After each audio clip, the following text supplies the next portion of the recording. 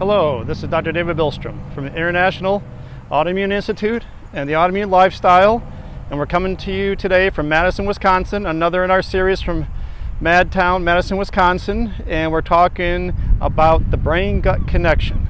And we're talking more specifically about how all brain stuff is really just brainy stuff, right? No matter what kind of brain stuff you have, it all kind of comes from the same thing. So if you treat the causes, you can turn around and correct pretty much any brain thing, whatever brain thing you can think of: anxiety, depression, memory, concentration, panic attacks, schizophrenia, autism spectrum disorder, migraines, you name all that kind of stuff.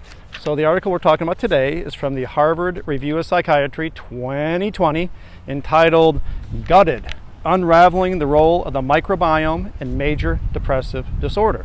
Now, the microbiome is the mix of good and bad bugs in the gut. Now, just like any body part, you want a lot of good, not much of the bad. And what they talk about in this article, among other things, is that the onset of major depressive disorder can be caused by gut disruption. Now, you may say, well, listen, I've had major depressive disorder. I know what caused that. I was stressed to the gills. Yes, stress is one of the things that can throw off the gut. Things like bad nutrition, excessive stress, those kind of things can throw off the gut, just like medications. Like we talked last time we were in Madison about the terrible disruption of the gut by metformin, the blood sugar medicine. We have much better alternatives than that.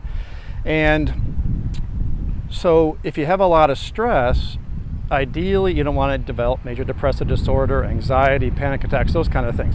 So if you get a lot of stress, you want to have a really healthy gut. So it's kind of like goes back to, you have a gun, you pull the trigger, which might be the stress. Well, is the gun loaded or not? So if the gun's loaded, and loaded by means like you have a terrible diet, you're on medications that disrupt the gut, you have all these other things going on, and then you already have a disrupted gut, you throw some stress on top of that, pull the trigger, well, your gun was loaded, and now you end up with a major depressive disorder and other brain stuff.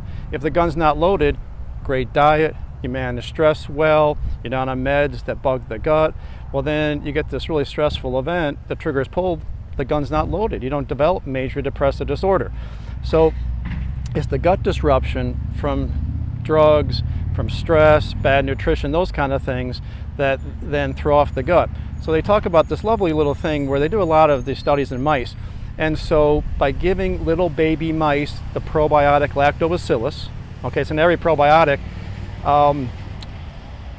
when they separate from the mother, it helps them control their stress so well, they're not nearly as stressed separating from the mother because you gave them a probiotic.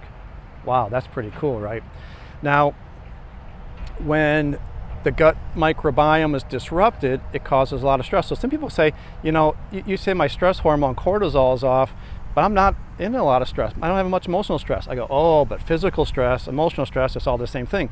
So if you're taking medications, let's say, or you have a bad bug in your gut, they talk about in here, it creates such physical stress, it throws off the stress hormone cortisol because of the physical stress of a disrupted gut.